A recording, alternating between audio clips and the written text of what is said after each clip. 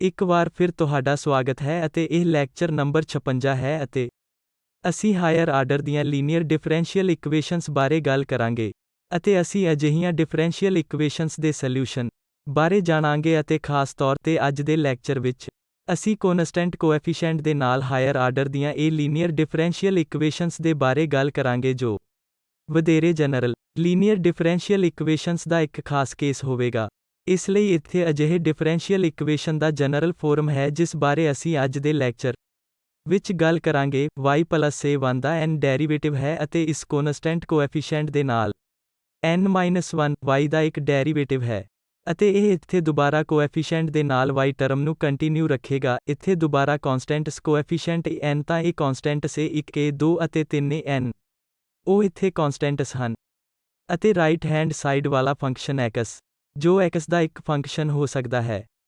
ਇਸ ਲਈ ਇਹ ਕਨਸਟੈਂਟਸ ਹਨ ਅਤੇ x ਦਾ ਇੱਕ ਫੰਕਸ਼ਨ ਹੈ। ਇਹ ਇੱਕ ਕਨਸਟੈਂਟਸ ਵੀ ਹੋ ਸਕਦਾ ਹੈ ਪਰ ਆਮ ਤੌਰ ਤੇ ਅਸੀਂ x ਦੇ ਫੰਕਸ਼ਨ ਵਜੋਂ ਲੈ ਸਕਦੇ ਹਾਂ। ਇਸ ਲਈ ਅਜਿਹੇ ਪ੍ਰਸ਼ਨ ਨੂੰ ਇੱਕ ਲੀਨੀਅਰ ਡਿਫਰੈਂਸ਼ੀਅਲ ਇਕੁਏਸ਼ਨ ਕਿਹਾ ਜਾਂਦਾ ਹੈ ਕਿਉਂਕਿ ਇਹ ਲੀਨੀਅਰ ਹੈ, ਇਸ ਦੇ ਡੈਰੀਵੇਟਿਵ ਦੇ ਨਾਲ y ਜਾਂ y ਦਾ ਕੋਈ ਪ੍ਰੋਡਕਟ ਨਹੀਂ ਹੈ।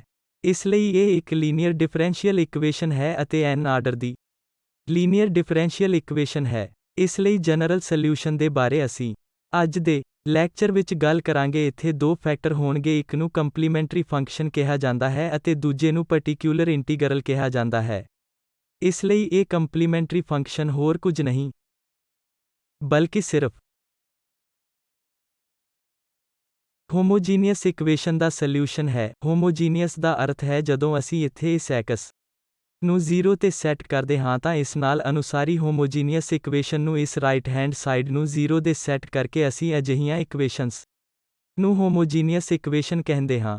ਅਤੇ ਇੱਥੇ ਇਹ ਕੰਪਲੀਮੈਂਟਰੀ ਫੰਕਸ਼ਨ ਅਨੁਸਾਰੀ ਹੋਮੋਜੀਨੀਅਸ ਇਕੁਏਸ਼ਨ ਦਾ ਸੋਲਿਊਸ਼ਨ ਹੈ ਜਦੋਂ ਅਸੀਂ ਇਸ ਰਾਈਟ ਹੈਂਡ ਸਾਈਡ ਨੂੰ 0 ਦੇ ਇਕੁਅਲ ਸੈੱਟ ਕਰਦੇ ਹਾਂ। ਤਾਂ ਅਸੀਂ ਅਗਲੇ ਲੈਕਚਰ ਵਿੱਚ ਇਸ ਦੇ ਬਾਰੇ ਵਿਸਤਾਰ ਨਾਲ ਗੱਲ ਕਰਾਂਗੇ ਕਿ ਇਸ ਹੋਮੋਜੀਨੀਅਸ ਇਕੁਏਸ਼ਨ ਦਾ ਸੋਲਿਊਸ਼ਨ ਕਿਵੇਂ ਪ੍ਰਾਪਤ ਕੀਤਾ ਜਾਵੇ ਅਤੇ ਪਾਰਟਿਕੂਲਰ ਇੰਟੀਗਰਲ ਬਾਰੇ ਵੀ ਗੱਲ ਕਰਾਂਗੇ। ਇਸ ਲਈ ਪਾਰਟਿਕੂਲਰ ਇੰਟੀਗਰਲ ਨੂੰ ਅਸੀਂ ਕੋਈ ਵੀ ਸੋਲਿਊਸ਼ਨ ਕਹਿੰਦੇ ਹਾਂ ਜੋ ਕਿਸੇ ਵੀ ਪਾਰਟਿਕੂਲਰ ਸੋਲਿਊਸ਼ਨ ਨੂੰ ਪੂਰਾ ਕਰਦਾ ਹੈ ਜੋ ਦਿੱਤੀ ਹੋਈ ਇਕੁਏਸ਼ਨ ਨੂੰ ਇੱਥੇ x ਨਾਲ ਪੂਰਾ ਕਰਦਾ ਹੈ।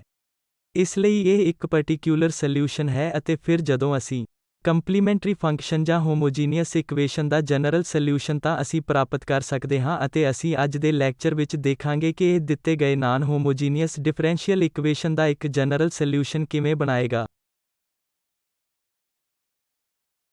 ਇਸ ਲਈ ਇੱਥੇ ਕਿਉਂਕਿ ਇਹ ਹੋਮੋਜੀਨੀਅਸ ਇਕੁਏਸ਼ਨ ਦਾ ਜਨਰਲ ਸੋਲਿਊਸ਼ਨ ਹੈ, ਇਸ ਵਿੱਚ n ਆਰਬਿਟਰੇਰੀ ਕਨਸਟੈਂਟਸ ਹੋਣਗੇ ਜਿਵੇਂ ਕਿ ਪਹਿਲਾਂ ਚਰਚਾ ਕੀਤੀ ਗਈ ਸੀ ਕਿ ਇਹ n ਆਰਡਰ ਡਿਫਰੈਂਸ਼ੀਅਲ ਇਕੁਏਸ਼ਨ ਹੈ। ਇਸ ਲਈ ਸਾਡੇ ਕੋਲ n ਹੋਣਾ ਚਾਹੀਦਾ ਹੈ ਜਾਂ ਇੱਥੇ ਦਿੱਤੇ ਗਏ ਡਿਫਰੈਂਸ਼ੀਅਲ ਇਕੁਏਸ਼ਨ ਦੇ ਜਨਰਲ ਸੋਲਿਊਸ਼ਨ ਵਿੱਚ n ਆਰਬਿਟਰੇਰੀ ਕਨਸਟੈਂਟਸ ਹੈ ਅਤੇ ਇਹ ਪਾਰਟਿਕੂਲਰ ਇੰਟੀਗਰਲ ਜੋ ਕਿ ਇਸ ਦਿੱਤੇ ਗਏ ਡਿਫਰੈਂਸ਼ੀਅਲ ਇਕੁਏਸ਼ਨ ਦਾ ਇੱਕ ਪਾਰਟਿਕੂਲਰ ਸੋਲਿਊਸ਼ਨ ਹੈ ਜਿਸ ਕੋਲ ਕੋਈ ਕਨਸਟੈਂਟ ਨਹੀਂ ਹੋਵੇਗਾ। ਇਸ ਲਈ ਇਹ ਆਰਬਿਟਰੇਰੀ ਕਨਸਟੈਂਟ ਤੋਂ ਫਰੀ ਹੋਵੇਗਾ ਜਾਂ ਜੇਕਰ ਇੱਥੇ ਕੋਈ ਕਨਸਟੈਂਟ ਦਿਖਾਈ ਦਿੰਦਾ ਹੈ ਤਾਂ ਉਹ ਕੰਪਲੀਮੈਂਟਰੀ ਫੰਕਸ਼ਨ ਵਿੱਚ ਆਪਣੇ ਆਪ ਹੀ ਮਰਜ ਹੋ ਜਾਵੇਗਾ। ਇਸ ਲਈ ਇਹ ਇਸ ਤਰ੍ਹਾਂ ਦੇ ਨਾਨ ਹੋਮੋਜੀਨੀਅਸ ਸੋਲਿਊਸ਼ਨ ਪ੍ਰਾਪਤ ਕਰਨ ਦਾ ਇੱਕ ਤਰੀਕਾ ਹੈ। ਇਸ ਲਈ ਜਦੋਂ ਇਹ x 0 ਨਹੀਂ ਹੁੰਦਾ ਹੈ ਤਾਂ ਅਸੀਂ ਨਾਨ ਹੋਮੋਜੀਨੀਅਸ ਇਕੁਏਸ਼ਨ ਕਹਿੰਦੇ ਹਾਂ, ਜਦੋਂ ਇਹ x 0 ਹੁੰਦਾ ਹੈ ਤਾਂ ਅਸੀਂ ਹੋਮੋਜੀਨੀਅਸ ਡਿਫਰੈਂਸ਼ੀਅਲ ਇਕੁਏਸ਼ਨ ਕਹਿੰਦੇ ਹਾਂ। ਇਸ ਲਈ ਇਹ ਜਨਰਲ ਸੋਲਿਊਸ਼ਨ ਹੈ। ਫਿਰ ਇਹ ਇੱਕ ਮੈਥਡ ਜਾਂ ਦਿੱਤੇ ਗਏ ਨਾਨ ਹੋਮੋਜੀਨੀਅਸ ਇਕੁਏਸ਼ਨਸ ਦਾ ਜਨਰਲ ਸੋਲਿਊਸ਼ਨ ਪ੍ਰਾਪਤ ਕਰਨ ਦਾ ਇੱਕ ਆਸਾਨ ਤਰੀਕਾ ਹੈ ਕਿ ਜੇਕਰ ਅਸੀਂ ਇਸ ਕੰਪਲੀਮੈਂਟਰੀ ਫੰਕਸ਼ਨ ਨੂੰ ਪ੍ਰਾਪਤ ਕਰ ਸਕਦੇ ਹਾਂ ਜੋ ਹੋਮੋਜੀਨੀਅਸ ਇਕੁਏਸ਼ਨ ਦਾ ਜਨਰਲ ਸੋਲਿਊਸ਼ਨ ਹੈ ਅਤੇ ਅਸੀਂ ਦੇਖਾਂਗੇ ਕਿ ਹੋਮੋਜੀਨੀਅਸ ਇਕੁਏਸ਼ਨ ਦਾ ਜਨਰਲ ਸੋਲਿਊਸ਼ਨ ਪ੍ਰਾਪਤ ਕਰਨਾ ਬਹੁਤ ਆਸਾਨ ਹੈ ਅਤੇ ਫਿਰ ਸਾਨੂੰ ਕੇਵਲ ਇੱਕ ਪਾਰਟਿਕੂਲਰ ਸੋਲਿਊਸ਼ਨ ਲੱਭਣ ਦੀ ਲੋੜ ਹੈ ਜੋ ਦਿੱਤੇ ਗਏ ਡਿਫਰੈਂਸ਼ੀਅਲ ਇਕੁਏਸ਼ਨ ਨੂੰ ਪੂਰਾ ਕਰਦਾ ਹੈ ਅਤੇ ਜਦੋਂ ਅਸੀਂ ਦੋਵਾਂ ਨੂੰ ਐਡ ਕਰਦੇ ਹਾਂ ਤਾਂ ਸਾਡੇ ਕੋਲ ਇਹ n ਆਰਬਿਟਰੇਰੀ ਕਨਸਟੈਂਟਸ ਹੋਣਗੇ ਅਤੇ ਅੱਜ ਅਸੀਂ ਦੇਖਾਂਗੇ ਕਿ ਇਹ ਦਿੱਤੇ ਗਏ ਡਿਫਰੈਂਸ਼ੀਅਲ ਇਕੁਏਸ਼ਨ ਦਾ ਜਨਰਲ ਸੋਲਿਊਸ਼ਨ ਬਣ ਜਾਵੇਗਾ। ਇਸ ਲਈ ਇੱਥੇ ਕੰਪਲੀਮੈਂਟਰੀ ਫੰਕਸ਼ਨ ਕੀ ਹੈ ਅਤੇ ਇਹ ਆਈਡੀਆ ਕਿਵੇਂ ਪ੍ਰਾਪਤ ਕਰਨਾ ਹੈ ਜੋ ਅਸੀਂ ਹੁਣ ਦੇਵਾਂਗੇ ਤਾਂ ਇਹ ਜਨਰਲ ਸੋਲਿਊਸ਼ਨ ਹੈ ਜਿਵੇਂ ਕਿ ਮੈਂ ਇਸ ਹੋਮੋਜੀਨੀਅਸ ਇਕੁਏਸ਼ਨ ਬਾਰੇ ਕਿਹਾ ਹੈ।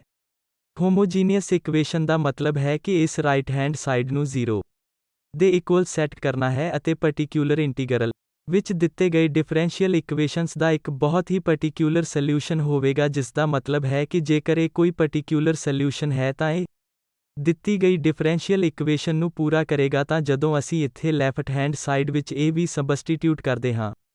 ਇਸ ਲਈ ਸਾਨੂੰ ਰਾਈਟ ਹੈਂਡ ਸਾਈਡ x ਪ੍ਰਾਪਤ ਕਰਨਾ ਚਾਹੀਦਾ ਹੈ ਤਾਂ ਜੋ ਇਹ ਦਿੱਤੇ ਗਏ ਸਾਡੇ ਡਿਫਰੈਂਸ਼ੀਅਲ ਇਕੁਏਸ਼ਨ ਨੂੰ ਪੂਰਾ ਕਰੇ।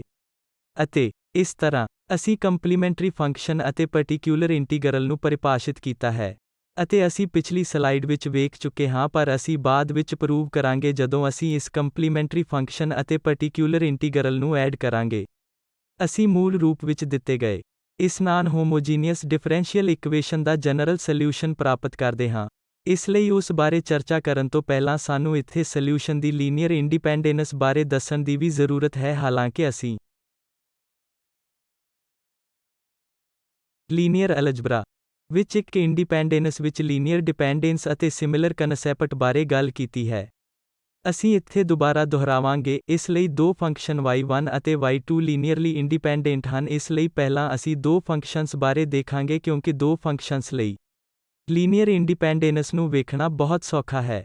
ਜੇਕਰ ਇੱਕ ਦੂਜੇ ਦਾ ਕੋਨਸਟੈਂਟ ਮਲਟੀਪਲ ਨਹੀਂ ਹੈ ਤਾਂ ਜੇਕਰ ਇੱਕ ਫੰਕਸ਼ਨ ਅਸੀਂ ਦੂਜੇ ਦੇ ਕੋਨਸਟੈਂਟ ਮਲਟੀਪਲੀਕੇਸ਼ਨ ਦੇ ਰੂਪ ਵਿੱਚ ਨਹੀਂ ਲਿਖ ਸਕਦੇ ਹਾਂ। ਉਦਾਹਰਨ ਲਈ ਸਾਡੇ ਕੋਲ sin x ਹੈ ਅਤੇ ਸਾਡੇ ਕੋਲ 2 ਟਾਈਮਸ sin x ਹੈ, ਇਸ ਲਈ ਉਹ ਲੀਨੀਅਰਲੀ ਡਿਪੈਂਡੈਂਟ ਹਨ ਕਿਉਂਕਿ ਦੂਜਾ ਫੰਕਸ਼ਨ ਪਹਿਲੇ ਫੰਕਸ਼ਨ ਦਾ 2 ਟਾਈਮਸ ਹੈ। ਇਸ ਲਈ ਪਰ ਲੀਨੀਅਰਲੀ ਇੰਡੀਪੈਂਡੈਂਟ ਫੰਕਸ਼ਨਸ ਲਈ ਅਸੀਂ ਦੂਜੇ ਦੇ ਕੋਨਸਟੈਂਟ ਮਲਟੀਪਲ ਦੇ ਰੂਪ ਵਿੱਚ ਨਹੀਂ ਲਿਖ ਸਕਦੇ, ਜਾਂ ਦੂਜੇ ਸ਼ਬਦਾਂ ਵਿੱਚ ਜਾਂ ਹੋਰ ਫੋਰਮਲੀ ਤੌਰ ਤੇ ਅਸੀਂ ਚਰਚਾ ਕਰਦੇ ਹਾਂ ਅਤੇ ਇਸ ਬਾਰੇ ਪਹਿਲਾਂ ਹੀ ਲੀਨੀਅਰ ਅਲਜਬਰੇ ਵਿੱਚ ਚਰਚਾ ਕੀਤੀ ਗਈ ਸੀ ਕਿ ਜੇਕਰ ਇਹ c1 y1 ਅਤੇ c2 y2 c1 c2 ਕੁਝ ਕੌਨਸਟੈਂਟਸ ਹਨ ਤਾਂ ਜੇਕਰ ਇਹ ਕੰਬੀਨੇਸ਼ਨ ਜਦੋਂ 0 ਤੇ ਸੈੱਟ ਕੀਤਾ ਜਾਂਦਾ ਹੈ, ਜੇਕਰ ਇਸ ਦਾ ਮਤਲਬ ਇਹ ਹੈ ਕਿ ਜਾਂ ਇਹ ਉਦੋਂ ਹੀ ਸੱਚ ਹੈ ਜਦੋਂ c1 0 ਹੈ ਅਤੇ c2 0 ਹੈ, ਫਿਰ ਅਸੀਂ ਕਹਿੰਦੇ ਹਾਂ ਕਿ ਇਹ y1 ਅਤੇ y2 ਲੀਨੀਅਰਲੀ ਇੰਡੀਪੈਂਡੈਂਟ ਹਨ। ਅਤੇ ਜੇਕਰ ਸਾਨੂੰ ਕੋਈ ਨਾਨ ਜ਼ੀਰੋ ਸੋਲਿਊਸ਼ਨ ਮਿਲਦਾ ਹੈ ਜੋ ਇਸ ਇਕੁਏਸ਼ਨ ਨੂੰ ਪੂਰਾ ਕਰਦਾ ਹੈ, ਫਿਰ ਉਹ ਲੀਨੀਅਰਲੀ ਡਿਪੈਂਡੈਂਟ ਹਨ ਕਿਉਂਕਿ ਇੱਕ ਫੰਕਸ਼ਨ ਦੂਜੇ ਫੰਕਸ਼ਨ ਦੇ ਟਰਮਜ਼ ਵਿੱਚ ਲਿਖਿਆ ਜਾ ਸਕਦਾ ਹੈ, ਇਸ ਲਈ ਉਹ ਇੱਕ ਦੂਜੇ ਤੇ ਨਿਰਭਰ ਹੋਣਗੇ। ਪਰ ਜਦੋਂ ਅਸੀਂ ਇਸ ਬਾਰੇ ਗੱਲ ਕਰਦੇ ਹਾਂ ਕਿ ਜਦੋਂ ਇਹ ਕੰਬੀਨੇਸ਼ਨ 0 ਹੁੰਦਾ ਹੈ ਤਾਂ ਇਹ ਉਦੋਂ ਹੀ ਪੋਸੀਬਲ ਹੁੰਦਾ ਹੈ ਜਦੋਂ c1 0 ਹੁੰਦਾ ਹੈ ਅਤੇ c2 0 ਹੁੰਦਾ ਹੈ। c1 ਅਤੇ c2 ਦਾ ਕੋਈ ਹੋਰ ਪੋਸੀਬਲ ਵੈਲਿਊ ਨਹੀਂ ਹੁੰਦੀ ਹੈ ਤਾਂ ਅਸੀਂ ਕਹਿੰਦੇ ਹਾਂ ਕਿ ਇਹ ਸੋਲਿਊਸ਼ਨਸ ਲੀਨੀਅਰਲੀ ਇੰਡੀਪੈਂਡੈਂਟ ਹਨ। ਜਾਂ ਦੋ ਫੰਕਸ਼ਨਸ ਦੇ ਕੇਸ ਲਈ ਇਹ ਦੇਖਣਾ ਬਹੁਤ ਆਸਾਨ ਹੈ ਕਿਉਂਕਿ ਤੁਸੀਂ ਇਸ ਤਰ੍ਹਾਂ ਲਿਖ ਸਕਦੇ ਹੋ y1 ਬਾਏ y2 ਨੂੰ ਦੋ ਫੰਕਸ਼ਨਸ ਨਾਲ ਡਿਵਾਈਡ ਕਰ ਸਕਦੇ ਹੋ। ਅਤੇ ਜੇਕਰ ਇਹ ਕੋਨਸਟੈਂਟ ਦੇ ਇਕੁਅਲ ਨਹੀਂ ਹੈ ਤਾਂ ਅਸੀਂ ਕਹਿੰਦੇ ਹਾਂ ਕਿ ਇਹ ਲੀਨੀਅਰਲੀ ਹੈ। ਇਹ ਫੰਕਸ਼ਨ ਲੀਨੀਅਰਲੀ ਇੰਡੀਪੈਂਡੈਂਟ ਹਨ ਅਤੇ ਇਹ ਕੋਨਸਟੈਂਟ ਦੇ ਇਕੁਅਲ ਹੈ ਤਾਂ ਫੰਕਸ਼ਨ ਲੀਨੀਅਰਲੀ ਡਿਪੈਂਡੈਂਟ ਹਨ। ਇਸ ਲਈ ਇਸ ਲੀਨੀਅਰ ਡਿਪੈਂਡੈਂਸ ਦੀਆਂ ਕੁਝ ਉਦਾਹਰਨਾਂ ਹਨ। ਇਸ ਲਈ ਉਦਾਹਰਨ ਲਈ sin x ਅਤੇ cos x, ਜਦੋਂ ਤੁਸੀਂ y1 ਨੂੰ y2 ਨਾਲ ਡਿਵਾਈਡ ਕਰਦੇ ਹੋ ਤਾਂ tan x ਪ੍ਰਾਪਤ ਹੋਵੇਗਾ ਜੋ ਕਿ ਕੋਨਸਟੈਂਟ ਨਹੀਂ ਹੈ। ਇਸ ਲਈ ਇਹ sin x ਅਤੇ cos x ਇਹ ਲੀਨੀਅਰਲੀ ਇੰਡੀਪੈਂਡੈਂਟ ਫੰਕਸ਼ਨਸ ਹਨ। ਇੱਕ ਹੋਰ ਉਦਾਹਰਨ ਅਸੀਂ sin 2x ਬਾਰੇ ਗੱਲ ਕਰ ਸਕਦੇ ਹਾਂ। ਅਤੇ sin x ਇਸ ਲਈ ਇੱਥੇ ਦੁਬਾਰਾ ਜੇ ਅਸੀਂ ਇੱਥੇ ਅਨੁਪਾਤ ਲੈਂਦੇ ਹਾਂ sin 2x ਓਵਰ ਇੱਥੇ sin x ਤਾਂ ਇਹ sin 2x over sin x ਜਾਂ 2 sin x ਹੋਵੇਗਾ। ਅਤੇ cos x ਨੂੰ sin x ਨਾਲ ਡਿਵਾਈਡ ਕੀਤਾ ਗਿਆ ਹੈ ਤਾਂ sin x ਕੈਂਸਲ ਹੋ ਜਾਂਦੇ ਹਨ ਅਤੇ ਸਾਡੇ ਕੋਲ 2 ਟਾਈਮਸ cos x ਹੈ ਜੋ ਦੁਬਾਰਾ ਕੋਨਸਟੈਂਟ ਨਹੀਂ ਹੈ। ਅਤੇ ਇਸ ਲਈ ਇੱਥੇ y1 y2 ਦੇ ਨਾਲ ਇਹ ਕੰਬੀਨੇਸ਼ਨ ਇੱਕ ਲੀਨੀਅਰਲੀ ਇੰਡੀਪੈਂਡੈਂਟ ਸੈੱਟ ਵੀ ਬਣਾਉਂਦੇ ਹਨ। ਇਸ ਲਈ sin 2x ਅਤੇ sin x ਉਹ ਲੀਨੀਅਰਲੀ ਇੰਡੀਪੈਂਡੈਂਟ ਹੁੰਦੇ ਹਨ। ਫੰਕਸ਼ਨ ਐਕਸਪੋਨੈਂਸ਼ੀਅਲ ਅਲਫਾ 1x ਅਤੇ ਐਕਸਪੋਨੈਂਸ਼ੀਅਲ ਅਲਫਾ 2x। ਇਸ ਲਈ ਇੱਥੇ ਵੀ ਜੇਕਰ ਅਸੀਂ ਅਜਿਹਾ ਅਨੁਪਾਤ ਲੈਂਦੇ ਹਾਂ ਤਾਂ ਜਦੋਂ ਅਲਫਾ 1 ਅਤੇ ਅਲਫਾ 2 ਇਹ ਦੋ ਡਿਫਰੈਂਟ ਨੰਬਰ ਦੋ ਡਿਫਰੈਂਟ ਰੀਅਲ ਨੰਬਰ ਹਨ ਤਾਂ ਫਿਰ ਇਹ ਫੰਕਸ਼ਨ ਲੀਨੀਅਰਲੀ ਇੰਡੀਪੈਂਡੈਂਟ ਹੁੰਦੇ ਹਨ। ਇਸ ਲਈ ਜਦੋਂ ਅਲਫਾ 1 ਅਲਫਾ 2 ਦੇ ਇਕੁਅਲ ਨਹੀਂ ਹੁੰਦਾ, ਫਿਰ ਸਾਡੇ ਕੋਲ ਹੈ ਕਿ e ਪਾਵਰ ਅਲਫਾ 1x ਕੋਈ ਵੀ e ਪਾਵਰ ਅਲਫਾ 2x ਉਹ ਲੀਨੀਅਰਲੀ ਇੰਡੀਪੈਂਡੈਂਟ ਹਨ। ਬਹੁਤ ਸਾਰੇ ਫੰਕਸ਼ਨਾਂ ਲਈ ਲੀਨੀਅਰ ਡਿਪੈਂਡੈਂਸ ਤੇ ਆਉਂਦੇ ਹੋਏ ਜਿਸਦਾ ਮਤਲਬ ਹੈ n ਫੰਕਸ਼ਨਸ ਲਈ y1 y2 yn ਅਤੇ ਉਹਨਾਂ ਨੂੰ ਇੱਕ ਲੀਨੀਅਰਲੀ ਇੰਡੀਪੈਂਡੈਂਟ ਕਿਹਾ ਜਾਂਦਾ ਹੈ। ਅਤੇ ਫਿਰ ਅਸੀਂ ਇਸ ਪਰਿਭਾਸ਼ਾ ਨੂੰ ਜਨਰਲਾਈਜ਼ ਕਰ ਸਕਦੇ ਹਾਂ ਜਿਸਦੀ ਅਸੀਂ ਦੋ ਫੰਕਸ਼ਨਸ ਲਈ ਵੀ ਵਰਤੋਂ ਕੀਤੀ ਹੈ ਕਿ ਜੇਕਰ ਇਹ linear combination c1 y1 c2 y2 cn yn 0 ਹੈ, ਜੇਕਰ ਇਹ ਕੰਬੀਨੇਸ਼ਨ ਜਦੋਂ 0 ਤੇ ਸੈੱਟ ਹੁੰਦਾ ਹੈ ਤਾਂ ਹੀ ਪੋਸੀਬਲ ਹੁੰਦਾ ਹੈ ਜਦੋਂ ਇਹ ਸਾਰੇ c0 ਹੋਣ। ਫਿਰ ਅਸੀਂ ਕਹਿੰਦੇ ਹਾਂ ਕਿ ਇੱਥੇ ਇਹ ਸੈੱਟ ਲੀਨੀਅਰਲੀ ਇੰਡੀਪੈਂਡੈਂਟ ਹਨ ਜਾਂ ਇਹ ਫੰਕਸ਼ਨ ਲੀਨੀਅਰਲੀ ਇੰਡੀਪੈਂਡੈਂਟ ਹਨ। ਇਸ ਲਈ ਦੁਬਾਰਾ ਇਹ ਬਹੁਤ ਫਾਰਮਲ ਡੈਫੀਨੇਸ਼ਨ ਹੈ ਅਤੇ ਇਹ ਕਿਸੇ ਵੀ ਫੰਕਸ਼ਨ ਲਈ ਬਹੁਤ ਜ਼ਰੂਰੀ ਹੈ, ਨਾ ਸਿਰਫ ਦੋ ਫੰਕਸ਼ਨਸ ਲਈ। ਅਸੀਂ ਦਿੱਤੇ ਗਏ n ਫੰਕਸ਼ਨਸ ਲਈ ਜਨਰਲਾਈਜ਼ ਕਰ ਸਕਦੇ ਹਾਂ, ਪਰ ਇੱਥੇ ਸਮੱਸਿਆ ਇਹ ਹੈ ਕਿ ਆਮ ਤੌਰ ਤੇ ਇਸ ਪਰਿਭਾਸ਼ਾ ਦੀ ਵਰਤੋਂ ਕਰਦੇ ਹੋਏ ਲੀਨੀਅਰ ਇੰਡੀਪੈਂਡੈਂਸ ਨੂੰ ਵੈਰੀਫਾਈ ਕਰਨਾ ਮੁਸ਼ਕਿਲ ਹੁੰਦਾ ਹੈ, ਕਿਉਂਕਿ ਸਾਨੂੰ ਸੈੱਟ ਕਰਨਾ ਪੈਂਦਾ ਹੈ ਜਦੋਂ ਉਹ n ਫੰਕਸ਼ਨ 0 ਦੇ ਇਕੁਅਲ ਸੈੱਟ ਹੁੰਦੇ ਹਨ, ਅਤੇ ਫਿਰ ਇਹ ਪਤਾ ਲਗਾਉਣ ਲਈ ਕਿ ਇਹ ਸਭ C0 ਹੈ, ਜੋ ਕਿ ਇੱਥੇ ਇੱਕੋ ਇੱਕ ਸੋਲਿਊਸ਼ਨ ਹੈ ਜੋ ਅਸੀਂ ਇਸ ਇਕੁਏਸ਼ਨ ਤੋਂ ਪ੍ਰਾਪਤ ਕਰ ਰਹੇ ਹਾਂ। ਇਹ ਦਿਖਾਉਣਾ ਥੋੜਾ ਜਿਹਾ ਔਖਾ ਹੈ, ਇਸ ਲਈ ਸੋਲਿਊਸ਼ਨਸ ਦੀ ਲੀਨੀਅਰ ਇੰਡੀਪੈਂਡੈਂਸ ਨੂੰ ਪ੍ਰੂਵ ਕਰਨ ਦੇ ਕੁਝ ਹੋਰ ਤਰੀਕੇ ਹਨ ਜਦੋਂ ਉਹ ਦੋ ਤੋਂ ਵੱਧ ਫੰਕਸ਼ਨਸ ਹੁੰਦੇ ਹਨ। ਅਤੇ ਇੱਕ ਕਨਸੈਪਟ ਜੋ ਕਿ ਇਸ ਲੀਨੀਅਰ ਇੰਡੀਪੈਂਡੈਂਸ ਨੂੰ ਪ੍ਰੂਵ ਕਰਨ ਲਈ ਬਹੁਤ ਉਪਯੋਗੀ ਹੈ, ਜੋ ਕਿ ਰੋਨਸਕੀਅਨ ਹੈ। ਇਹ ਰੋਨਸਕੀਅਨ ਲਈ ਨੋਟੇਸ਼ਨ ਹੈ ਜਿਸ ਨੂੰ ਅਸੀਂ 1 ਮਿੰਟ ਵਿੱਚ ਪਰਿਭਾਸ਼ਿਤ ਕਰਾਂਗੇ ਕਿ ਰੋਨਸਕੀਅਨ ਕੀ ਹੈ। ਇਸ ਲਈ ਜੇਕਰ ਇੱਥੇ ਇਸ y1 y2 y3 yn function ਦਾ ਰੋਨਸਕੀਅਨ ਨਾਨ 0 ਹੈ, ਜੇਕਰ ਇਹ ਰੋਨਸਕੀਅਨ ਨਾਨ 0 ਹੈ ਤਾਂ ਉਹ ਲੀਨੀਅਰਲੀ ਇੰਡੀਪੈਂਡੈਂਟ ਹਨ। ਅਤੇ ਇਹ ਰੋਨਸਕੀਅਨ ਕੀ ਹੈ? ਇਹ ਇੱਥੇ ਇੱਕ ਡਿਟਰਮੀਨੈਂਟ ਹੈ ਜਿਸ ਦਾ ਮੁਲਾਂਕਣ ਇਸ ਤਰੀਕੇ ਨਾਲ ਕੀਤਾ ਜਾਂਦਾ ਹੈ। ਇਸ ਲਈ ਇੱਥੇ ਪਹਿਲੀ ਰੋ ਇਹ y1 y2 y3 ਹੈ। yn ਦੂਜੀ ਰੋ ਵਿੱਚ ਉਹਨਾਂ ਦੇ ਡੈਰੀਵੇਟਿਵਜ਼ ਹਨ, ਤੀਜੀ ਰੋ ਵਿੱਚ ਦੁਬਾਰਾ ਸੈਕਿੰਡ ਆਰਡਰ ਡੈਰੀਵੇਟਿਵ ਹੋਵੇਗਾ ਅਤੇ ਇਸ n ਰੋ ਵਿੱਚ n-1 n ਆਰਡਰ ਡੈਰੀਵੇਟਿਵਜ਼ ਹੋਣਗੇ। ਇਸ ਲਈ ਜਦੋਂ ਅਸੀਂ ਇਸ ਡਿਟਰਮੀਨੈਂਟ ਨੂੰ ਕੰਪਿਊਟ ਕਰਦੇ ਹਾਂ ਅਤੇ ਅਸੀਂ ਦੇਖਦੇ ਹਾਂ ਕਿ ਇਹ 0 ਦੇ ਇਕੁਅਲ ਨਹੀਂ ਹੈ, ਤਾਂ ਇਹ ਫੰਕਸ਼ਨ ਲੀਨੀਅਰਲੀ ਇੰਡੀਪੈਂਡੈਂਟ ਹਨ। ਇਸ ਲਈ ਇਹ ਲੀਨੀਅਰ ਇੰਡੀਪੈਂਡੈਂਸ ਚੈੱਕ ਕਰਨ ਦਾ ਇੱਕ ਤਰੀਕਾ ਹੈ ਜਦੋਂ ਇਹ ਦੋ ਤੋਂ ਵੱਧ ਫੰਕਸ਼ਨਸ ਹੁੰਦੇ ਹਨ। ਅਸੀਂ ਦੋ ਫੰਕਸ਼ਨਸ ਲਈ ਵੀ ਇਹ ਟੈਸਟ ਕਰ ਸਕਦੇ ਹਾਂ, ਪਰ ਪਹਿਲਾਂ ਵਾਲਾ ਅਸੀਂ ਦੇਖਿਆ ਹੈ। ਇਸ ਲਈ ਦੋ ਫੰਕਸ਼ਨਜ਼ ਨੂੰ ਦੋ ਫੰਕਸ਼ਨਜ਼ ਦਾ ਅਨੁਪਾਤ ਲੈ ਕੇ ਆਸਾਨੀ ਨਾਲ ਦੇਖਿਆ ਜਾ ਸਕਦਾ ਹੈ। ਇਸ ਲਈ ਇਹ ਫੰਕਸ਼ਨਸ ਦੀ ਲੀਨੀਅਰ ਇੰਡੀਪੈਂਡੈਂਸ ਅਤੇ ਡਿਪੈਂਡੈਂਸ ਦੇ ਬਾਰੇ ਸੀ, ਕਿਉਂਕਿ ਸਾਨੂੰ ਇਹਨਾਂ ਟਰਮੀਨੋਲੋਜੀ ਦੀ ਵਰਤੋਂ ਕਰਨ ਤੋਂ ਪਹਿਲਾਂ ਇੱਕ ਲੀਨੀਅਰ ਡਿਫਰੈਂਸ਼ੀਅਲ ਇਕੁਏਸ਼ਨ ਦੇ ਸੋਲਿਊਸ਼ਨਸ ਦੀ ਸੈਟਿੰਗ ਵਿੱਚ ਦੱਸਣ ਦੀ ਲੋੜ ਹੈ। ਇਸ ਕਰਕੇ ਆਓ ਇਸ ਹੋਮੋਜੀਨੀਅਸ ਇਕੁਏਸ਼ਨ ਨੂੰ ਪਹਿਲਾਂ ਕੰਸੀਡਰ ਕਰੀਏ। ਇਸ ਕਰਕੇ ਇਹ n term n-1 order term ਅਤੇ ਇਹ ਕੋਨਸਟੈਂਟ n ਹੈ ਅਤੇ ਇਹ y ਟਰਮ 0 ਦੇ ਇਕੁਅਲ ਹੈ। ਇਸ ਕਰਕੇ ਇਹ ਹੋਮੋਜੀਨੀਅਸ ਇਕੁਏਸ਼ਨ ਹੈ ਕਿਉਂਕਿ ਇਸ ਰਾਈਟ ਹੈਂਡ ਸਾਈਡ ਨੂੰ 0 ਕਿਹਾ ਜਾਂਦਾ ਹੈ, ਅਤੇ ਅਸੀਂ y1 y2 ਨੂੰ ਕੋਈ ਵੀ ਦੋ ਲੀਨੀਅਰਲੀ ਇੰਡੀਪੈਂਡੈਂਟ ਸੋਲਿਊਸ਼ਨ ਮੰਨ ਲੈਂਦੇ ਹਾਂ। ਇੱਥੇ ਅਸੀਂ ਕੀ ਦਿਖਾਉਣਾ ਚਾਹੁੰਦੇ ਹਾਂ? ਇਸ ਲਈ c1 y1 ਅਤੇ c2 y2 ਵੀ ਉੱਪਰ ਦਿੱਤੀ ਇਕੁਏਸ਼ਨ ਦਾ ਸੋਲਿਊਸ਼ਨ ਹੈ, ਅਤੇ ਇਹ c1 ਅਤੇ c2 ਆਰਬਿਟਰੇਰੀ ਕੋਨਸਟੈਂਟ ਹਨ। ਤਾਂ ਇੱਥੇ ਅਸੀਂ ਕੀ ਦਿਖਾਵਾਂਗੇ ਕਿ ਜੇਕਰ ਸਾਡੇ ਕੋਲ ਦੋ ਸੋਲਿਊਸ਼ਨ ਹਨ y1 ਅਤੇ y2 ਅਤੇ ਦੋ ਲੀਨੀਅਰਲੀ ਇੰਡੀਪੈਂਡੈਂਟ ਸੋਲਿਊਸ਼ਨਸ ਹਨ, ਕਿਉਂਕਿ ਜੇਕਰ ਉਹ ਲੀਨੀਅਰਲੀ ਇੰਡੀਪੈਂਡੈਂਟ ਨਹੀਂ ਹਨ ਤਾਂ ਇਹ c1 y1 plus c2 y2 ਦਾ ਇੱਥੇ ਦੋ ਆਰਬਿਟਰੇਰੀ ਕੋਨਸਟੈਂਟ ਹੋਣ ਦਾ ਕੋਈ ਮਤਲਬ ਨਹੀਂ ਹੈ। ਉਸ ਕੇਸ ਵਿੱਚ ਸਾਡੇ ਕੋਲ ਕੇਵਲ ਇੱਕ ਕੋਨਸਟੈਂਟ ਹੋ ਸਕਦਾ ਹੈ, ਕਿਉਂਕਿ ਜੇ ਇੱਕ ਦੂਜੇ ਤੇ ਡਿਪੈਂਡ ਕਰਦਾ ਹੈ ਤਾਂ ਦੁਬਾਰਾ ਅਸੀਂ ਲਿਖ ਸਕਦੇ ਹਾਂ। ਹੋਰਾਂ ਦੇ ਟਰਮ ਵਿੱਚ ਇੱਕ ਤਾਂ ਇਹਦਾ ਕੋਈ ਜ਼ਿਆਦਾ ਮਤਲਬ ਨਹੀਂ ਹੋਵੇਗਾ। ਇਸ ਲਈ ਇੱਥੇ y1 ਅਤੇ y2 ਇਹ ਦੋ ਲੀਨੀਅਰਲੀ ਇੰਡੀਪੈਂਡੈਂਟ ਸੋਲਿਊਸ਼ਨ ਹਨ, ਅਤੇ ਉਸ ਕੇਸ ਵਿੱਚ ਇਹ c1 y1 plus c2 y2 ਵੀ ਉਪਰੋਕਤ ਇਕੁਏਸ਼ਨ ਦਾ ਸੋਲਿਊਸ਼ਨ ਹੈ। ਅਸੀਂ ਹੁਣ ਇੱਥੇ ਵੇਖਾਂਗੇ ਅਤੇ ਕਿਸੇ ਵੀ ਆਰਬਿਟਰੇਰੀ ਕੋਨਸਟੈਂਟ c1 ਅਤੇ c2 ਲਈ। ਇਸ ਲਈ ਅਸੀਂ ਕੀ ਕਰਨਾ ਹੈ? ਅਸੀਂ ਕੇਵਲ ਇਕੁਏਸ਼ਨ ਵਿੱਚ c1 y1 plus c2 y2 ਨੂੰ ਸਬਸਟੀਟਿਊਟ ਕਰਦੇ ਹਾਂ ਤਾਂ ਕਿ ਸਾਡੇ ਕੋਲ ਇਹ n ਟਰਮ ਅਤੇ n ਆਰਡਰ ਟਰਮ ਇਸ x ਦੇ ਨਾਲ ਹੈ, ਨਾ ਕਿ ਅਸੀਂ ਉੱਥੇ x ਦੀ ਵਰਤੋਂ ਕੀਤੀ ਹੈ। ਇਸ ਲਈ ਇਸ ਨੂੰ y ਦੀ ਥਾਂ c1 y1 plus c2 y2 cn c1 y1 plus c2 y2 ਨੂੰ y ਦੀ ਥਾਂ ਤੇ ਸਬਸਟੀਟਿਊਟ ਕਰਕੇ ਅਤੇ ਅਸੀਂ ਜਾਂਚ ਕਰਾਂਗੇ ਕਿ ਕੀ ਇਹ 0 ਦੇ ਇਕੁਅਲ ਹੈ। ਜੇਕਰ ਅਜਿਹਾ ਹੈ ਤਾਂ ਅਸੀਂ ਕਹਿੰਦੇ ਹਾਂ ਕਿ ਇਹ ਦਿੱਤੇ ਗਏ ਡਿਫਰੈਂਸ਼ੀਅਲ ਇਕੁਏਸ਼ਨ ਦਾ ਸੋਲਿਊਸ਼ਨ ਵੀ ਹੈ। ਇਸ ਲਈ ਅਸੀਂ ਹੁਣ ਕੀ ਲਿਖ ਸਕਦੇ ਹਾਂ? c ਨੂੰ ਅਸੀਂ ਇੱਥੇ ਹਰ ਟਰਮ ਤੋਂ ਕਾਮਨ ਲੈਂਦੇ ਹਾਂ, ਅਤੇ ਫਿਰ ਇਸ ਨੂੰ ਲਿਖੋ dn ਓਵਰ dx ਦੀ ਪਾਵਰ n ਅਤੇ dn-1 over dx(n-1) dn-1 order derivative, ਅਤੇ ਇਹ ਪਲਸ ਦੂਸਰਾ ਇੱਕ, ਕਿਉਂਕਿ c2 ਨਾਲ ਵੀ ਅਸੀਂ ਕਾਮਨ ਲੈ ਸਕਦੇ ਹਾਂ ਕਿਉਂਕਿ c2 ਹਰ ਇੱਕ ਟਰਮ ਵਿੱਚ ਵੀ ਸੈੱਟ ਕਰ ਰਿਹਾ ਹੈ, ਅਤੇ ਹੁਣ ਇਹ ਹਰ ਥਾਂ y2 ਨਾਲ ਹੋਵੇਗਾ। ਇਸ ਲਈ ਇੱਥੇ ਪਲਸ ਇਸ c2 ਅਤੇ d ਨਾਲ 2x ਦੇ ਸੰਬੰਧ ਵਿੱਚ n ਆਰਡਰ ਡੈਰੀਵੇਟਿਵ ਅਤੇ 2x ਦੇ ਸੰਬੰਧ ਵਿੱਚ -1 n ਆਰਡਰ ਡੈਰੀਵੇਟਿਵ, ਅਤੇ ਇਸ ਤਰ੍ਹਾਂ। ਅਤੇ ਫਿਰ ਅਸੀਂ ਕੀ ਦੇਖਾਂਗੇ? ਕਿਉਂਕਿ ਇਹ y1 ਇਸ ਹੋਮੋਜੀਨੀਅਸ ਇਕੁਏਸ਼ਨ ਦਾ ਸੋਲਿਊਸ਼ਨ ਹੈ, ਇਸ ਲਈ ਇਹ 0 ਹੋਵੇਗਾ। ਅਤੇ y2 ਇਸ ਹੋਮੋਜੀਨੀਅਸ ਇਕੁਏਸ਼ਨ ਦਾ ਸੋਲਿਊਸ਼ਨ ਹੈ ਤਾਂ ਇਹ ਵੀ 0 ਹੋਵੇਗਾ ਅਤੇ C1 ਵਿੱਚ 0 ਪਲੱਸ C2 ਵਿੱਚ 0 ਹੋਵੇਗਾ। ਇਸ ਲਈ A ਦਿੱਤੇ ਗਏ ਡਿਫਰੈਂਸ਼ੀਅਲ ਇਕੁਏਸ਼ਨ ਨੂੰ ਸੰਤੁਸ਼ਟ ਕਰਦਾ ਹੈ, ਇਸ ਲਈ C1 y1 plus C2 y2 ਉਪਰੋਕਤ ਦਾ ਇੱਕ ਸੋਲਿਊਸ਼ਨ ਵੀ ਹੈ।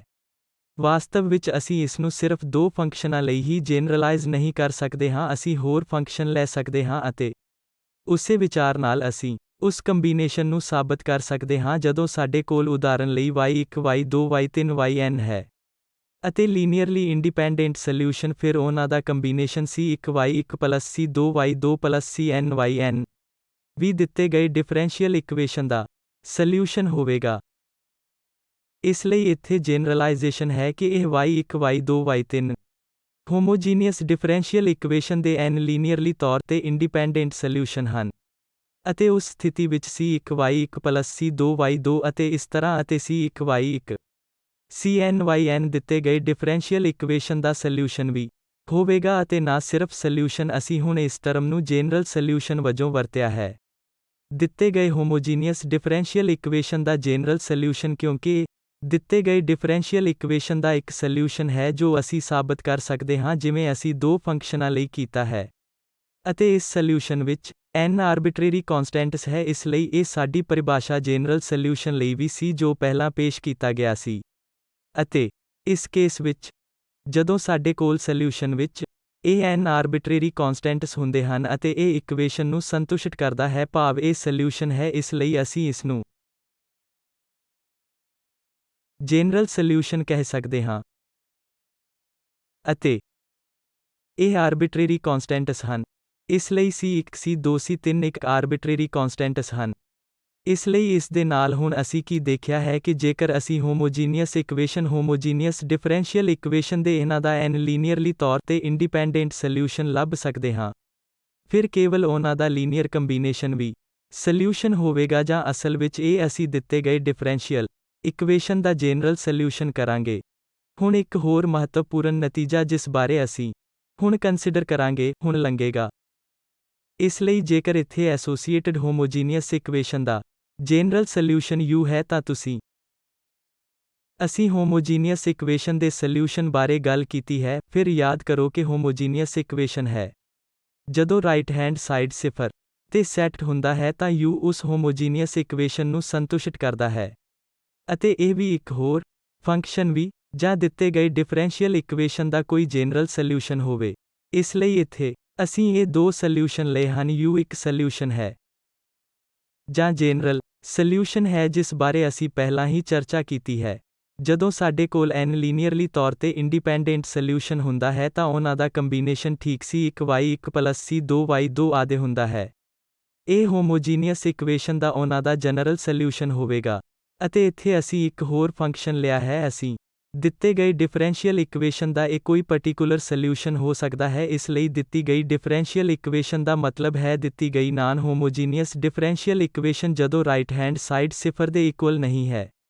ਫਿਰ ਅਸੀਂ ਇੱਥੇ ਕੀ ਦੇਖਦੇ ਹਾਂ ਕਿ ਇਹ U ਪਲੱਸ ਵੀ ਜਦੋਂ ਅਸੀਂ ਇਹਨਾਂ ਦੋਵਾਂ ਨੂੰ ਪਲੱਸ ਕਰਦੇ ਹਾਂ ਤਾਂ ਹੋਮੋਜੀਨੀਅਸ ਇਕੁਏਸ਼ਨ ਲਈ ਇਸ U ਨੂੰ ਜੋੜਦੇ ਹਾਂ ਜਿਸ ਨੂੰ ਅਸੀਂ ਅਸਲ ਵਿੱਚ ਕੰਪਲੀਮੈਂਟਰੀ ਇਕੁਏਸ਼ਨ ਕਹਿੰਦੇ ਹਾਂ ਅਤੇ ਦਿੱਤੇ ਗਏ ਡਿਫਰੈਂਸ਼ੀਅਲ ਇਕੁਏਸ਼ਨ ਦੇ ਪਾਰਟਿਕੂਲਰ ਸੋਲਿਊਸ਼ਨ ਨੂੰ ਅਸੀਂ ਪਾਰਟਿਕੂਲਰ ਇੰਟੀਗਰਲ ਕਹਿੰਦੇ ਹਾਂ। ਇਸ ਲਈ ਜਦੋਂ ਅਸੀਂ ਇਸ CF ਅਤੇ PI ਨੂੰ ਕੰਪਲੀਮੈਂਟਰੀ ਫੰਕਸ਼ਨ ਅਤੇ ਇਸ ਪਾਰਟਿਕੂਲਰ ਇੰਟੀਗਰਲ ਨੂੰ ਜੋੜਦੇ ਹਾਂ, ਜਿਵੇਂ ਕਿ ਇੱਥੇ ਇਹ ਦਿੱਤੇ ਗਏ ਡਿਫਰੈਂਸ਼ੀਅਲ ਇਕੁਏਸ਼ਨ ਦਾ ਇੱਕ ਜਨਰਲ ਸੋਲਿਊਸ਼ਨ ਬਣਾਏਗਾ ਕਿ ਇਹ ਕਿਵੇਂ ਜਾਂਚ ਕਰਨਾ ਹੈ ਕਿ ਇਹ ਇੱਕ ਜਨਰਲ ਸੋਲਿਊਸ਼ਨ ਹੈ ਜਾਂ ਨਹੀਂ। ਇਸ ਵਿੱਚ n ਆਰਬਿਟਰੇਰੀ ਕਨਸਟੈਂਟਸ ਹੋਣੇ ਚਾਹੀਦੇ ਹਨ ਕਿ U ਆਪਣੇ ਆਪ ਵਿੱਚ ਆਰਬਿਟਰੇਰੀ n ਆਰਬਿਟਰੇਰੀ ਕਨਸਟੈਂਟਸ ਹਨ ਅਤੇ ਇਹ ਦਿੱਤੇ ਗਏ ਡਿਫਰੈਂਸ਼ੀਅਲ ਇਕੁਏਸ਼ਨ ਨੂੰ ਸੰਤੁਸ਼ਟ ਕਰਨਾ ਚਾਹੀਦਾ ਹੈ। ਤਾਂ ਅਸੀਂ ਹੁਣ ਇਹ ਸਾਬਤ ਕਰਨ ਲਈ ਜਾਂਚ ਕਰਾਂਗੇ ਕਿ ਇਹ ਇੱਕ ਜਨਰਲ ਸੋਲਿਊਸ਼ਨ ਹੈ, ਜਾਨੀ ਕਿ U ਪਲੱਸ ਵੀ ਦਿੱਤੇ ਗਏ ਡਿਫਰੈਂਸ਼ੀਅਲ ਇਕੁਏਸ਼ਨ ਨੂੰ ਸੰਤੁਸ਼ਟ ਕਰਦਾ ਹੈ ਜੇਕਰ ਇਹ ਦਿੱਤੇ ਗਏ ਡਿਫਰੈਂਸ਼ੀਅਲ ਇਕੁਏਸ਼ਨ ਨੂੰ ਸੰਤੁਸ਼ਟ ਕਰਦਾ ਹੈ।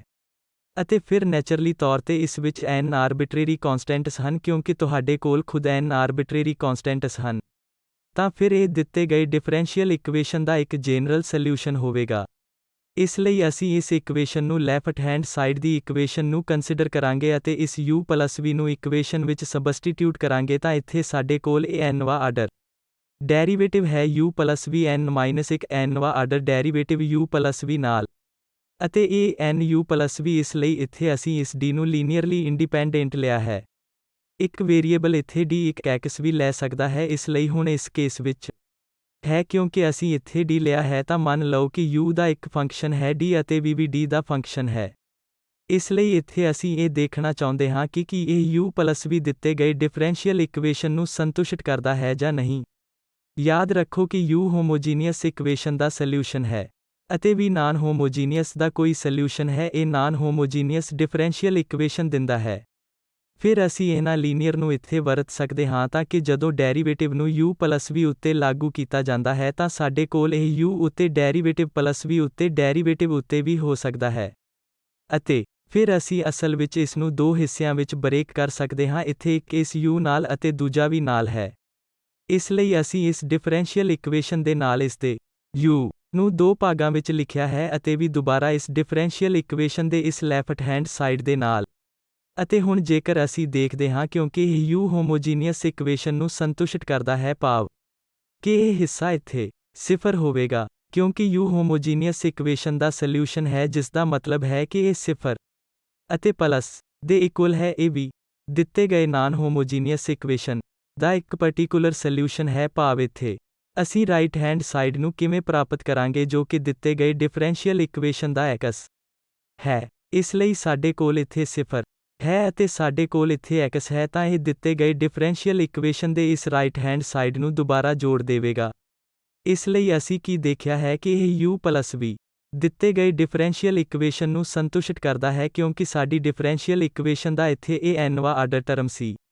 ਹੁਣ y ਦੇ ਨਾਲ ਅਤੇ ਫਿਰ n-1 nਵੀਂ ਟਰਮ ਦੀ ਮਿਆਦ ਅਤੇ ਕੋਐਫੀਸ਼ੀਐਂਟ ਦੇ ਨਾਲ ਇਹ 1 ਅਤੇ ਇਸ ਤਰ੍ਹਾਂ ਇੱਕ ny ਅਤੇ x ਦੇ ਇਕੁਅਲ ਹੈ। ਇਹ ਦਿੱਤੀ ਗਈ ਡਿਫਰੈਂਸ਼ੀਅਲ ਇਕੁਏਸ਼ਨ ਸੀ। ਫਿਰ ਅਸੀਂ ਇਹ ਦੋ ਸੋਲਿਊਸ਼ਨ ਲਏ ਹਨ, ਇੱਕ u ਸੀ ਜੋ ਇਸ ਨੂੰ ਪੂਰਾ ਕਰਦਾ ਹੈ ਹੋਮੋਜੀਨੀਅਸ ਇਕੁਏਸ਼ਨ ਅਤੇ ਦੂਜਾ v ਸੀ ਜੋ ਪੂਰੀ ਇਕੁਏਸ਼ਨ ਨੂੰ ਪੂਰਾ ਕਰ ਰਿਹਾ ਸੀ। ਇਸ ਲਈ ਇੱਥੇ ਇਹ u ਤੁਹਾਡੇ ਨਾਲ ਇਹ 0 ਹੋ ਰਿਹਾ ਹੈ ਅਤੇ ਜਦੋਂ ਵੀ ਨਾਲ ਇਹ ਡਿਫਰੈਂਸ਼ੀਅਲ ਇਕੁਏਸ਼ਨ ਇੱਥੇ x ਦੇ ਰਿਹਾ ਹੈ ਅਤੇ ਉਹ ਦੁਬਾਰਾ x ਵਿੱਚ ਜੋੜ ਰਹੇ ਹਨ।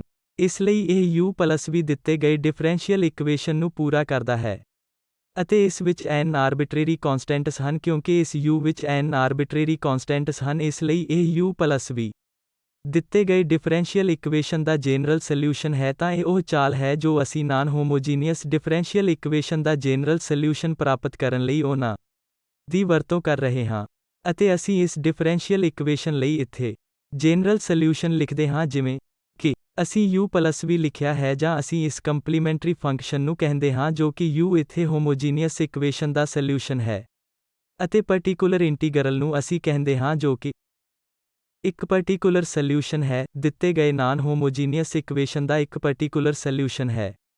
ਅਤੇ ਹੁਣ ਅਸੀਂ ਦੇਖਾਂਗੇ ਕਿ ਇਸ CF ਨੂੰ ਲੱਭਣਾ ਵੀ ਹੈ, ਦਿੱਤੇ ਗਏ ਡਿਫਰੈਂਸ਼ੀਅਲ ਇਕੁਏਸ਼ਨ ਦਾ ਇੱਕ ਪਾਰਟਿਕੂਲਰ ਸੋਲਿਊਸ਼ਨ ਲੱਭਣਾ ਵੀ ਆਸਾਨ ਹੈ ਅਤੇ ਜਦੋਂ ਅਸੀਂ ਦੋ ਨੂੰ ਜੋੜਦੇ ਹਾਂ ਤਾਂ ਸਾਨੂੰ ਅਸਲ ਵਿੱਚ ਦਿੱਤੇ ਗਏ ਡਿਫਰੈਂਸ਼ੀਅਲ ਇਕੁਏਸ਼ਨ ਦਾ ਜਨਰਲ ਸੋਲਿਊਸ਼ਨ ਮਿਲਦਾ ਹੈ। ਇਸ ਕਰਕੇ ਹੁਣ ਕਿਉਂਕਿ ਅਸੀਂ ਨੀਚੇ ਦਿੱਤੇ ਲੈਕਚਰਸ ਵਿੱਚ ਕੰਪਲੀਮੈਂਟਰੀ ਫੰਕਸ਼ਨ ਦੇ ਇਹਨਾਂ ਸੋਲਿਊਸ਼ਨਜ਼ ਅਤੇ ਪਾਰਟਿਕੂਲਰ ਇੰਟੀਗਰਲ ਬਾਰੇ ਗੱਲ ਕਰਾਂਗੇ, ਪਰ ਅਸੀਂ ਇੱਥੇ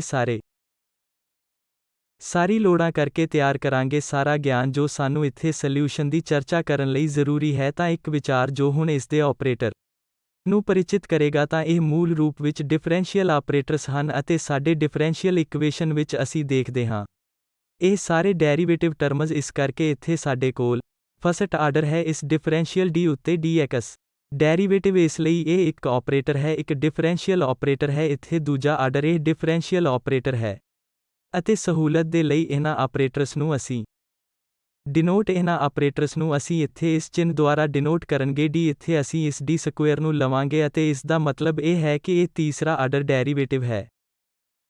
ਇਸ ਕਰਕੇ ਇਹਨਾਂ ਆਪਰੇਟਰਸ ਦੀ ਜਾਣ ਪਛਾਣ ਦੇ ਨਾਲ ਅਸੀਂ ਇੱਥੇ ਕੀ ਕਰਾਂਗੇ। ਹੁਣ ਦੇਖੋ ਕਿ ਆਪਰੇਟਰ ਪ੍ਰੋਡਕਟ ਦੇ ਇਸ ਪ੍ਰੋਡਕਟ ਦਾ ਮਤਲਬ ਇੱਥੇ d ਮਾਈਨਸ ਇਸ ਅਲਫਾ ਇੱਕ ਕੋਨਸਟੈਂਟ ਬੀਟਾ ਇੱਕ ਹੋਰ ਕੋਨਸਟੈਂਟ ਹੈ।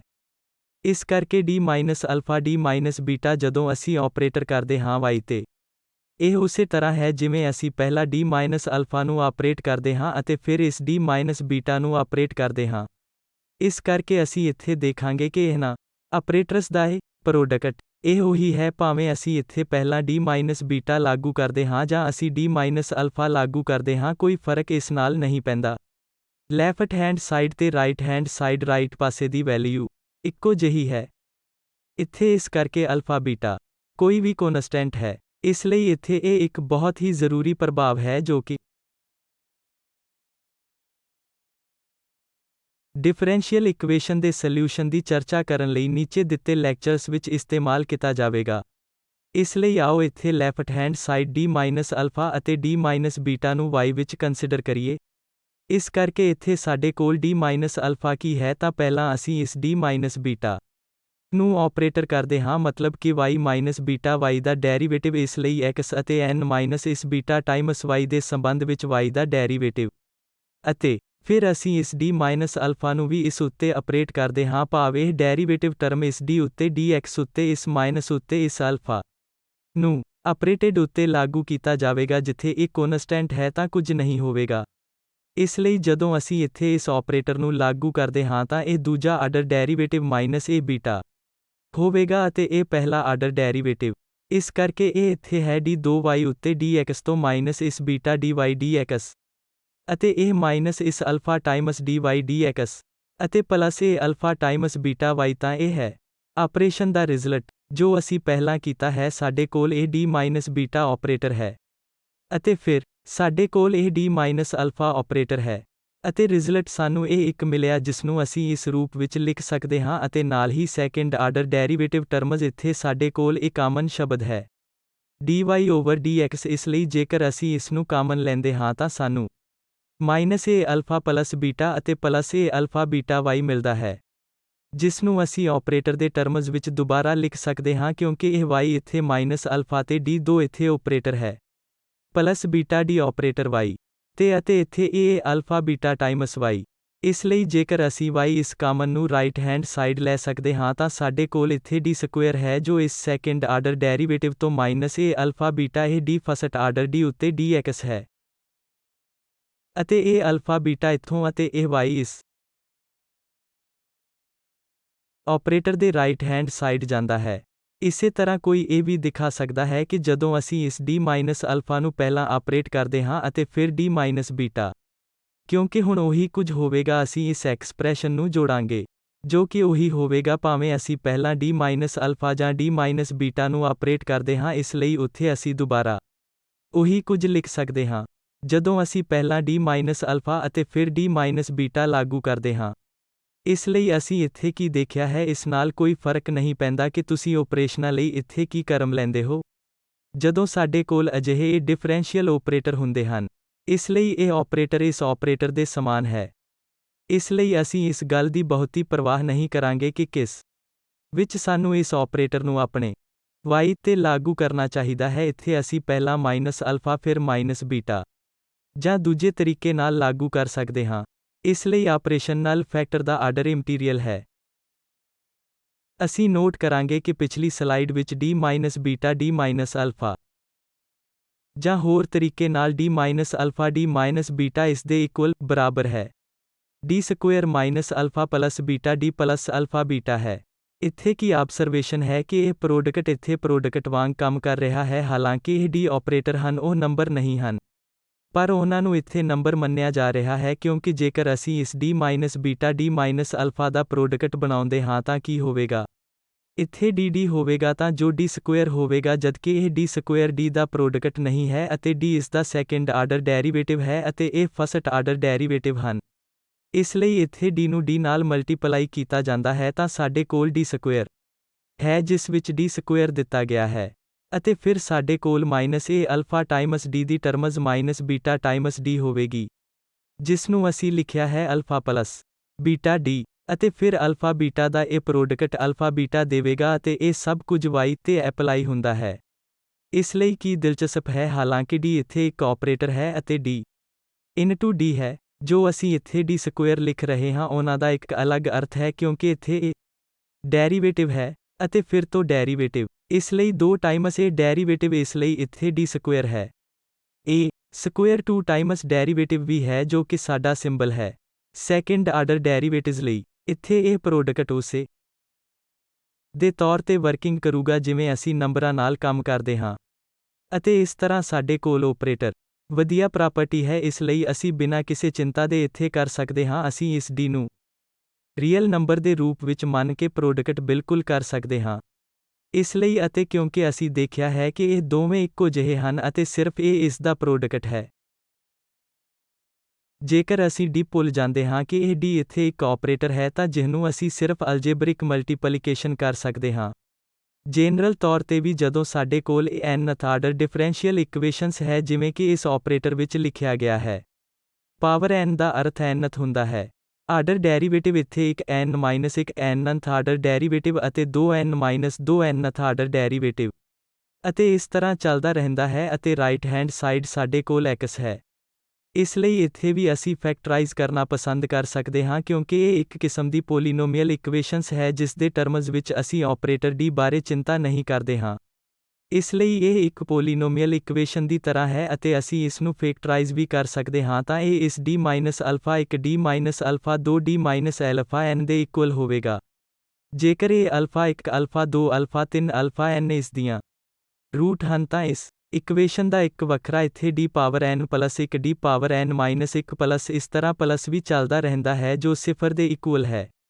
ਜੇਕਰ ਸਾਡੇ ਕੋਲ ਇੱਥੇ ਰੂਟ ਹਨ ਇਹ ਅਲਫਾ ਤਾਂ ਅਸੀਂ ਇਸ ਨੂੰ ਇਸ d-α1 d-α2 ਅਤੇ ਇਸ ਤਰ੍ਹਾਂ ਇਸ y ਦੇ ਇਕੁਅਲ ਲਿਖ ਸਕਦੇ ਹਾਂ ਅਤੇ ਰਾਈਟ ਹੈਂਡ ਸਾਈਡ x ਦੇ ਇਕੁਅਲ ਹੈ। ਇਸ ਲਈ ਇੱਥੇ ਇਸ ਨੋਟ ਦੇ ਨਾਲ ਇਸ ਨੂੰ ਅਸੀਂ ਅਗਲੇ ਲੈਕਚਰ ਵਿੱਚ ਕੰਟੀਨਿਊ ਰੱਖਾਂਗੇ। ਇਸ ਨੂੰ ਇਸ ਤਰੀਕੇ ਨਾਲ ਫੈਕਟਰਾਈਜ਼ ਕਰਨਾ ਬਹੁਤ ਉਪਯੋਗੀ ਹੈ। ਹਾਲਾਂਕਿ ਇੱਥੇ dn-d ਆਪਰੇਟਰ ਜੋ ਕਿ n ਆਰਡਰ ਡੈਰੀਵੇਟਿਵ ਹੈ ਇੱਥੇ ਇਹ d ਪਾਵਰ n ਦੀ ਤਰ੍ਹਾਂ ਨਹੀਂ ਹੈ, ਪਰ ਇਹ n ਆਰਡਰ ਡੈਰੀਵੇਟਿਵ ਵਰਗਾ ਹੈ ਜਦੋਂ ਅਸੀਂ ਇਸ y ਲਈ ਅਪਲਾਈ ਕਰਦੇ ਹਾਂ। ਇਸ ਲਈ ਇੱਥੇ ਕਨਕਲੂਜਨ ਤੇ ਪਹੁੰਚ ਰਹੇ ਹਾਂ। ਇਸ ਲਈ ਅਸੀਂ ਕੋਨਸਟੈਂਟ ਕੋਐਫੀਸ਼ੀਐਂਟ ਦੇ ਨਾਲ ਇਸ ਲੀਨੀਅਰ ਡਿਫਰੈਂਸ਼ੀਅਲ ਇਕੁਏਸ਼ਨਸ ਬਾਰੇ ਚਰਚਾ ਕੀਤੀ ਹੈ ਤਾਂ ਜੋ ਪਹਿਲਾਂ ਕੋਨਸਟੈਂਟ ਮੰਨਿਆ ਜਾਂਦਾ ਹੈ ਅਤੇ ਬਾਅਦ ਵਿੱਚ ਕੁਝ ਲੈਕਚਰਾਂ ਵਿੱਚ ਅਸੀਂ ਇਸ ਜਾਣੇ ਜਾਂਦੇ ਕੋਨਸਟੈਂਟ ਬਾਰੇ ਵੀ ਗੱਲ ਕਰਾਂਗੇ। ਜਨਰਲ ਸੋਲਿਊਸ਼ਨ ਜੋ ਅਸੀਂ ਦੇਖਿਆ ਹੈ ਕਿ ਅਜਿਹੀ ਹੋਮੋਜੀਨੀਅਸ ਇਕੁਏਸ਼ਨ ਦੇ ਜਨਰਲ ਸੋਲਿਊਸ਼ਨ ਨੂੰ ਪ੍ਰਾਪਤ ਕਰਨ ਦਾ ਇੱਕ ਤਰੀਕਾ ਹੈ ਕੰਪਲੀਮੈਂਟਰੀ ਫੰਕਸ਼ਨ ਦਾ ਪਤਾ ਲਗਾਉਣਾ। ਕੰਪਲੀਮੈਂਟਰੀ ਫੰਕਸ਼ਨ ਇਸ ਇਕੁਏਸ਼ਨ ਦੇ ਸੋਲਿਊਸ਼ਨ ਤੋਂ ਇਲਾਵਾ ਹੋਰ ਕੁਝ ਨਹੀਂ ਹੈ ਜਦੋਂ ਅਸੀਂ ਇਸ x ਨੂੰ 0 ਤੇ ਸੈੱਟ ਕਰਦੇ ਹਾਂ ਅਤੇ ਫਿਰ ਪਾਰਟਿਕਿਊਲਰ ਇੰਟੀਗਰਲ ਜੋ ਕਿ ਇਸ ਦਿੱਤੇ ਗਏ ਨਾਨ ਹੋਮੋਜੀਨੀਅਸ ਡਿਫਰੈਂਸ਼ੀਅਲ ਇਕੁਏਸ਼ਨ ਦਾ ਇੱਕ ਪਾਰਟਿਕਿਊਲਰ ਸੋਲਿਊਸ਼ਨ ਹੈ। ਅਤੇ ਅਸੀਂ ਹੋਰ ਕੀ ਦੇਖਿਆ ਹੈ ਕਿ ਜਦੋਂ ਅਸੀਂ ਆਪਰੇਟਰ ਫਾਰਮ ਵਿੱਚ ਲਿਖਦੇ ਹਾਂ ਤਾਂ ਅਸੀਂ ਇਸ d power n a d n-1 ਨੂੰ ਪੋਲੀਨੋਮੀਅਲ ਦੀ ਤਰ੍ਹਾਂ ਸਮਝ ਸਕਦੇ ਹਾਂ ਜਿਵੇਂ ਕਿ ਇੱਥੇ ਅਲਜਬਰਿਕ ਇਕੁਏਸ਼ਨ ਹੈ ਅਤੇ ਅਸੀਂ ਇਸ ਇਕੁਏਸ਼ਨ ਨੂੰ ਫੈਕਟਰਾਈਜ਼ ਕਰ ਸਕਦੇ ਹਾਂ ਜਦੋਂ ਅਸੀਂ ਇਸ ਦੀ ਰੂਟ ਨੂੰ ਜਾਣ ਲੈਂਦੇ ਹਾਂ। ਇੱਥੇ ਇਕੁਏਸ਼ਨ 0 ਦੇ ਇਕੁਅਲ ਹੈ ਇਸ ਲਈ ਅਸੀਂ ਫਿਰ ਇਸ ਆਪਰੇਟਰ ਇਕੁਏਸ਼ਨ ਨੂੰ ਇਸ ਫਾਰਮ ਨੂੰ ਵੀ ਲਿਖ ਸਕਦੇ ਹਾਂ ਜੋ ਇਸ y ਦਾ ਸੋਲਿਊਸ਼ਨ ਲੱਭਣ ਵਿੱਚ ਇੱਕ ਬਹੁਤ ਮਹੱਤਵਪੂਰਨ ਰੋਲ ਨਿਭਾਉਣ ਜਾ ਰਿਹਾ ਹੈ, ਭਾਵੇਂ ਇਹ y ਇੱਕ ਕੰਪਲੀਮੈਂਟਰੀ ਫੰਕਸ਼ਨ ਜਾਂ ਇੱਕ ਪਾਰਟਿਕਿਊਲਰ ਇੰਟੀਗਰਲ ਹੈ। ਇਸ ਲਈ ਇਹ ਉਹ ਰੈਫਰੈਂਸ ਹਨ ਜਿਨ੍ਹਾਂ ਦੀ ਵਰਤੋਂ ਅਸੀਂ ਇੱਥੇ ਕੀਤੀ ਹੈ ਅਤੇ ਧਿਆਨ ਨਾਲ ਲੈਕਚਰ ਸੁਣਨ ਲਈ ਧੰਨਵਾਦ।